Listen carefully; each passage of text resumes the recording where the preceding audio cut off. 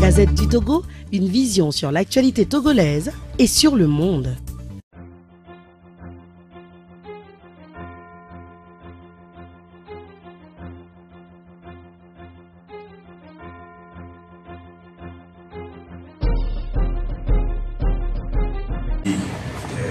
Le concept a commencé par la dernière question qui porte sur le siège du PRP qui a été saccagé. Est-ce qu'il y a eu des enquêtes? On n'avait pas besoin de faire des enquêtes lorsqu'on connaît les auteurs, puisque vous savez que l'histoire s'est passée autour de la date du lundi 16 octobre 2017, au moment où l'on arrêtait l'imam Hassan de Sokode, ce qui a fait que la population de Sokode a été remontée au niveau de Bafilo. Il y a eu aussi cette manifestation, ce qui a traîné, la poudre s'est traînée jusqu'à Boïssi. Et l'attaque du siège du PNP vient de ceux qui nous dirigent depuis 50 ans et qui ne veulent pas quitter d'un seul iota le pouvoir. Ceux-là qui ont la volonté de nous maintenir sous la souffrance, sous la servitude pour encore 50 ans encore. Donc on n'avait plus besoin de faire des enquêtes sur le régime en place, le régime RPT UNIR. Parce qu'il suffirait de se poser la question à qui profite le crime et on a rapidement la réponse. S'agissant de la manifestation au niveau du Ghana qui a connu de soubresauts, je pense que la manifestation ne s'est pas déroulée seulement au niveau du Ghana, ça s'est passé au niveau de différents pays de la diaspora, au niveau de l'Afrique et dans le reste du monde. Et c'est au niveau du Ghana qu'on a eu à avoir cette situation où les organisateurs n'avaient pas pris toutes les dispositions pour pouvoir rentrer dans la légalité, ce qui a donné la faille aux forces de l'ordre de perturber. Il y a eu des arrestations et est-ce que les enquêtes ont été menées? Je pense que nous sommes en train de prendre toutes les dispositions pour que les détenus et tous les biens qui ont été arrêtés puissent être restitués. Parlant de manifestations à l'extérieur,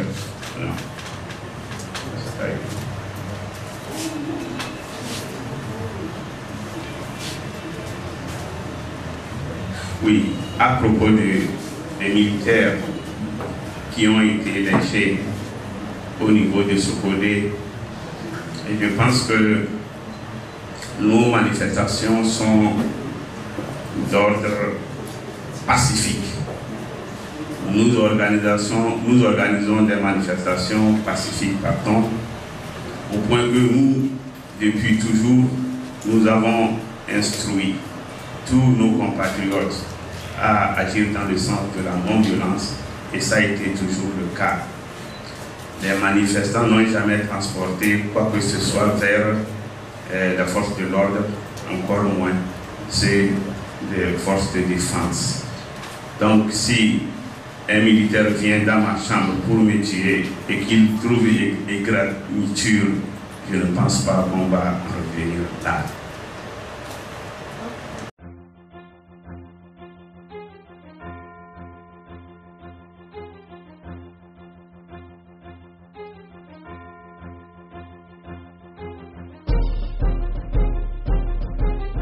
Nous allons garder la parole un peu dans le petit coin ici pour répondre à une question posée par un journaliste qui disait pourquoi la coalition n'a pas condamné le lynchage des militaires à Sokode. Et cet argument a été développé par le ministre de la Sécurité qui justifiait ça par le fait que, eh bien, vous n'avez pas condamné le lynchage des 2 militaires. C'est la raison pour laquelle dans la rue, les gens sont cagoulés et qui sont des forces d'autodéfense.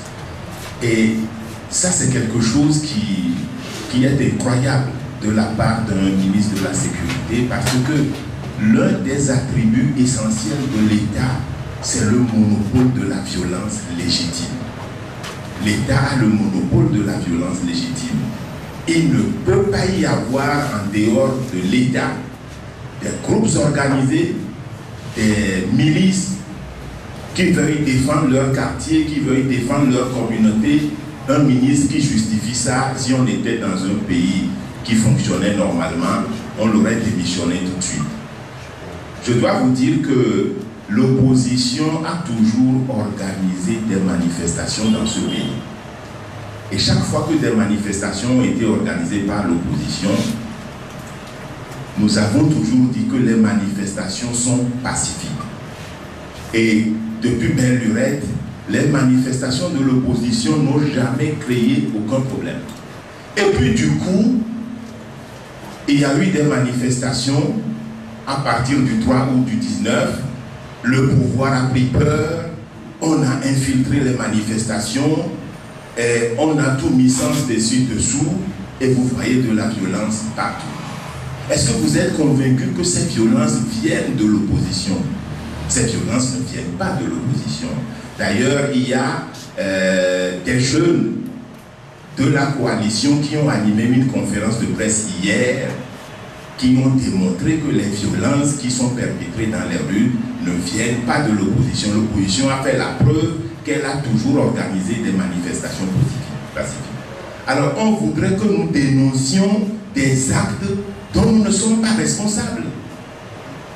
Ces militaires qui auraient été lynchés, nous ne savons pas qui les a lynchés.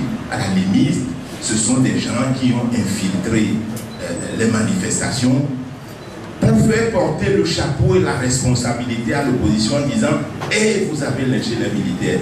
Nous ne condamnerons pas des actes dont nous ne sommes pas responsables. Si nous savons que nous sommes responsables de dérives, de déviance, eh bien nous condamnerons cela. Jusqu'à présent, nos manifestations sont pacifiques et les violences viennent d'un côté, eh bien c'est du côté du pouvoir. La deuxième chose, c'est le fait que le chef de l'État découvre qu'il est devenu un dictateur sanguinaire. C'est de la pure hypocrisie, c'est du cynisme. Il le sait très bien. À partir de 2005 jusqu'à ce jour, il sait très bien ce qu'il est. D'autres lui ont déjà démontré qu'il est ce dictateur sanguinaire qu'il ignore. Peut-être qu'il ne l'ignore pas, il fait de l'hypocrisie comme je le disais tantôt. Mais je dis, son propos c'est de dire, j'y reste, nous ne bougeons pas. On rassemble les membres d'un parti, on leur parle et on dit, nous avons suffisamment démontré que nous sommes forts. Et nous sommes forts à travers quoi? La confiscation des attributs de l'État. Les forces de défense et de sécurité, les moyens d'État, on les utilise contre l'opposition et on veut dire, nous sommes très forts, nous sommes plus forts. Nous sommes sereins, nous sommes optimistes, la vérité finira par triompher. Quelle vérité? Cette phraséologie, cette rhétorique, nous l'avons déjà entendue de la bouche de son père. Cela prouve que ça n'a jamais changé. Ces gens n'ont jamais changé. Eh bien, nous n'avons pas attendu que Faure Gnassingbé tienne ce discours-là pour que nous comprenions qu'il ne veut pas quitter le pouvoir. Nous le savons. Mais soyez sûrs que leur ténacité ne viendra pas à bout de notre détermination.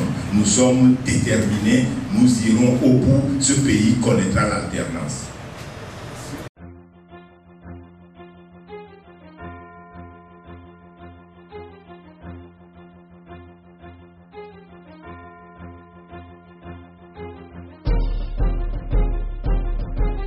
S'agissant de la question des militaires lynchés, je crois que mes deux collègues qui sont intervenus avant moi ont dit l'essentiel. Ce que je voudrais juste rajouter, c'est que ces lynchages se seraient produits suite à l'arrestation de l'imam. C'est bien ça. Donc, il n'y avait pas ces lynchages ne s'était pas produit suite à l'appel de l'opposition à une manifestation. D'accord? Donc il faut que les choses soient claires. La deuxième chose, la deuxième précision que je voulais apporter, c'est que il faut distinguer deux choses. Il y a les faits. Apparemment, c'est vrai que des militaires ont été lynchés à mort, après ce que nous avons appris. Donc ça, c'est les faits. Et ces faits, vous disiez tout à l'heure que nous ne les avons pas condamnés. Nous ne pouvions pas les condamner avant d'en avoir la certitude. Donc, c'est suite à notre déplacement, à notre récent déplacement dans la préfecture de Tchaoudjou, que nous avons eu des précisions sur ce qui s'est passé. Et vous avez vu tout à l'heure que dans notre déclaration, nous avons dit que nous déplorions les lynchages qui ont entraîné la mort et les blessures de militaires en faction, etc. Donc, on ne pouvait pas déplorer avant d'avoir eu des informations précises sur ce qui s'est passé. Maintenant que nous avons, à la suite de notre tournée, obtenu des précisions, nous avons déploré. Maintenant, pour condamner, il faut savoir qui sont les auteurs de ces lynchages. Or, au jour d'aujourd'hui, nous ne savons pas qui sont les auteurs de ces lynchages. Il y a deux versions. Il y a les autorités qui disent que ce sont des manifestants, enfin ce sont des militants de l'opposition. Et lorsque nous sommes allés là-bas, la plupart de nos responsables locaux ont pris le maquis, mais les témoignages que nous avons eus tendent à donner une autre version. Il semblerait que ce soit des miliciens qui avaient infiltré une manifestation de colère et de mécontentement spontané et qui serait l'auteur de ces lynchages pour les faire porter par l'opposition. Voilà, il y a deux versions contradictoires. C'est pour cette raison que nous avons, dans notre déclaration, demandé qu'une enquête indépendante soit diligentée pour établir les faits et établir les responsabilités. À partir de ce moment-là, on peut condamner. Au stade actuel, on ne peut que déplorer que de telles choses se soient produites. Et c'est ce que nous avons fait.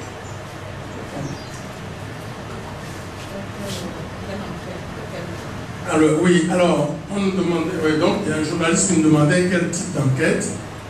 Bien, vous vous souvenez que après les événements de 2005, il y a eu une enquête diligentée par les Nations Unies dont personne à ce jour ne conteste les résultats. Et cette enquête avait établi que la prise de pouvoir sanglante de Faure Gnassingbé s'est traduite par au moins 500 morts. Pour nous, d'après nos propres estimations, c'est au moins le double. Mais cette enquête a établi qu'il y avait au moins 500 morts. Et personne ne le conteste. Ne l'a contesté jusqu'à présent. Bon, voilà. À partir de ce moment-là, ça veut dire qu'il y a des organisations dans les Nations Unies, etc., qui peuvent effectuer des enquêtes pour les résultats crédibles. Donc voilà les genres d'enquêtes que nous souhaiterions qu'ils puissent être diligentés pour établir la vérité des faits. Voilà.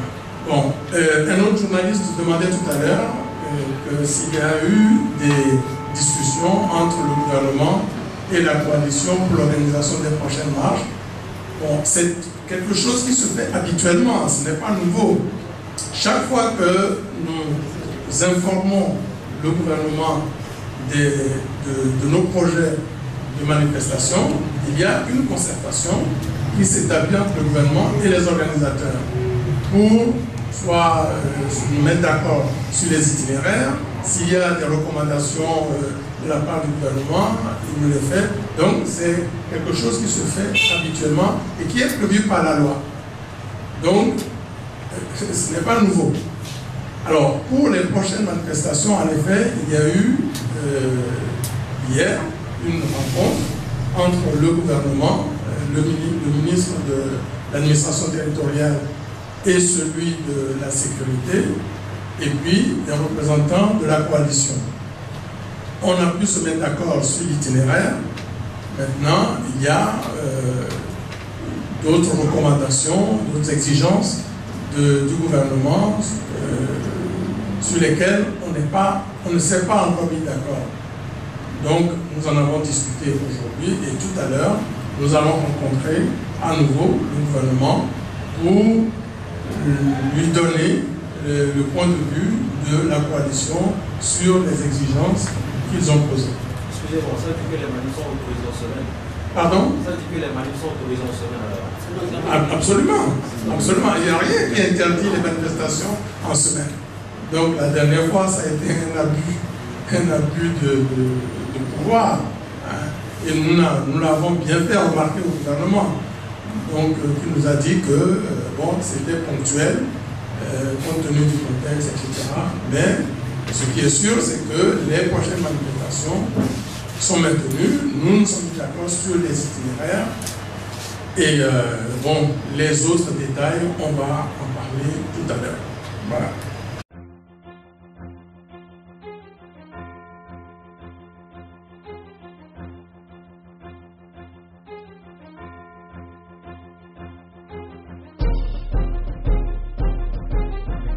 Je crois que je vais prendre rapidement deux ou trois questions.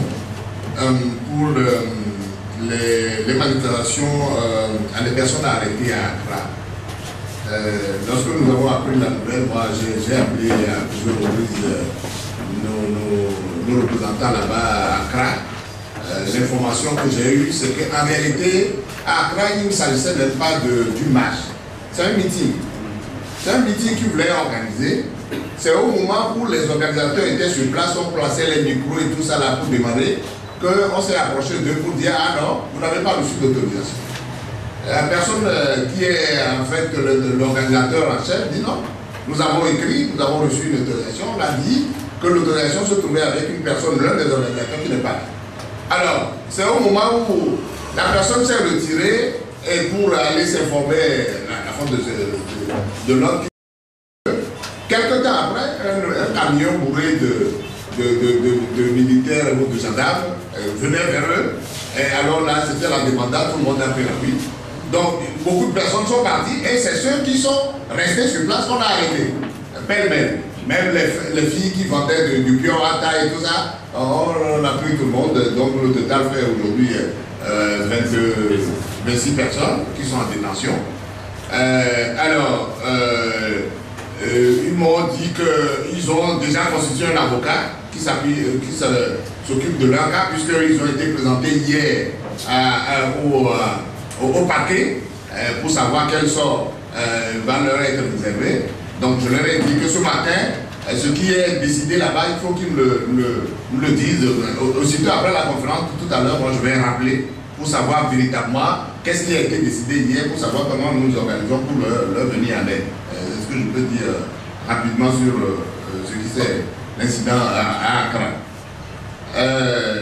Pour ce qui concerne les membres de l'association Mbweke, ça aussi, c'est quelque chose de particulier au Togo. Et on commence à arrêter ces jeunes-là sous prétexte qu'ils appellent à la violence. Alors, donc, les membres sont cueillis comme ça. Ils sont, la plupart arrêtés sont aujourd'hui à la SRI. Un avocat a été constitué. Je me suis mis en rapport avec lui. Aussitôt aussi, après la conférence, je vais aller à son cabinet pour qu'on évalue ça, pour voir comment nous allons faire pour qu'on puisse venir en aide à ces jeunes-là qu'on est en train d'arrêter et savoir réellement quelles sont les preuves que ceux qui les ont fait arrêter ont contre eux pour dire qu'ils sont en train d'appeler à la violence.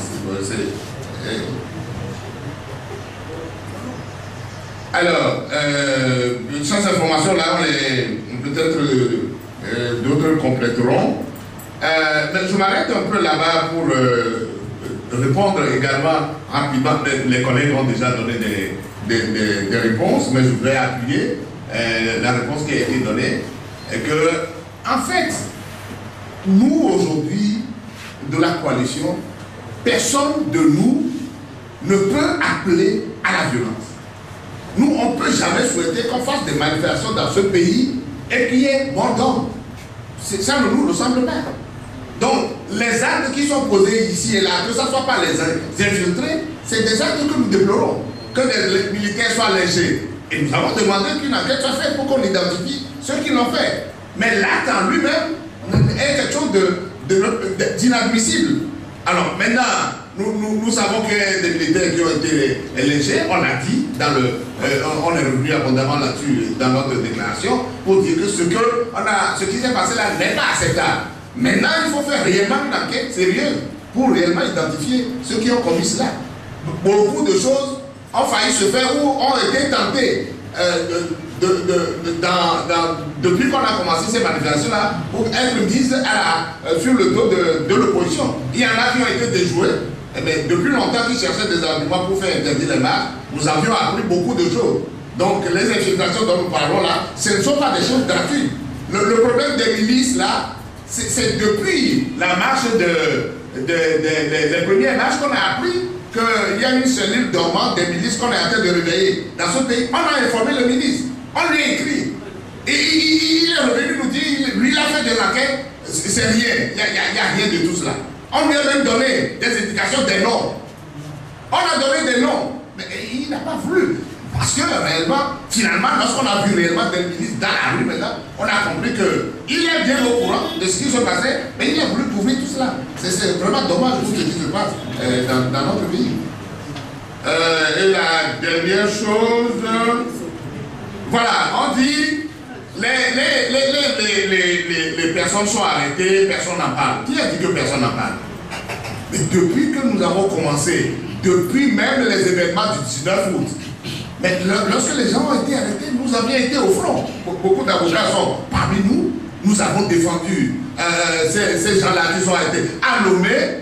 C'est vrai qu'on ne nous a pas permis, on n'avait pas le temps matériel d'aller à Kapamé et à Kara et à Sokone.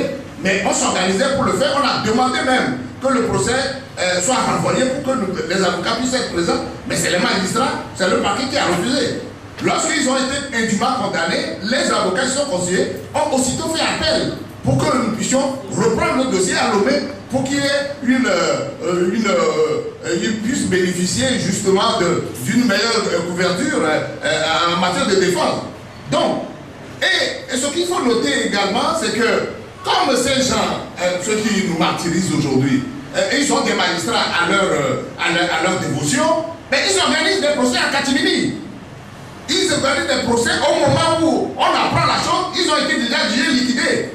Alors, dans un pays qui se respecte, lorsque les personnes ont été arrêtées, on ne peut pas refuser de leur donner la possibilité de se défendre. C'est ça qui montre justement à quoi ressemble notre pays, malheureusement. Donc, les gens qui ont été condamnés, celui qui a posé la question, oui, vous avez été là-bas, il n'y a pas d'avocat, mais parce que personne. Il y a eu des confrères qui... Ok, alors tu comprends. Moi, je n'étais pas là, je n'étais pas au pays, mais nous faisons ce que nous pouvons pour intervenir à chaque fois, pour défendre ceux qui sont malheureusement arrêtés. Et dont la plupart, réellement, ne sont pas des manifestants. Parce que quand ceux qu'on a jugés à Lomé, lorsqu'on était là-bas, ceux qu'on a libérés aussitôt après le procès, on a constaté que beaucoup d'entre eux n'étaient même pas à la manifestation.